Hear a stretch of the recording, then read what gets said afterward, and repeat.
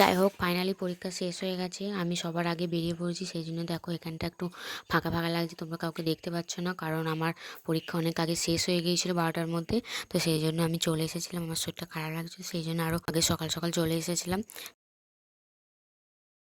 তারপর বাড়িতে এসে খাওয়া দাওয়া শুরু করে দিয়েছি, খুব খিদে পেয়ে গেছিলো। মা এদিকে ভাতটা বাড়ছিল আর আমি ওইদিকে চুপচাপ বসেছিলাম।